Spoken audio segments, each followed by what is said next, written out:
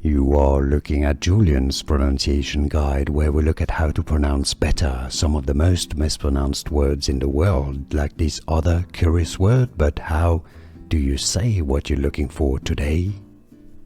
Let's learn how to pronounce the name of this island located in Honduras. Honduras would be the English pronunciation of the country. If you want to learn how to say it in Spanish better, pronounce it better, make sure to stay tuned. So in Spanish, on this island, they speak Spanish. So it's going to be a Spanish pronunciation here.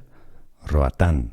Roatán. Because you have an accent on the A, it means the stress is on that tan syllable, okay? So Roatán. Now in English, rather similarly, if you cannot pronounce Spanish perfectly, English pronunciation, Roatán. Roatán. It's easy, and now you know. Here are more videos on how to pronounce more confusing words and names too many mispronounced. Like this video if you found it useful. I appreciate your support. I'll see you soon, and thanks for watching.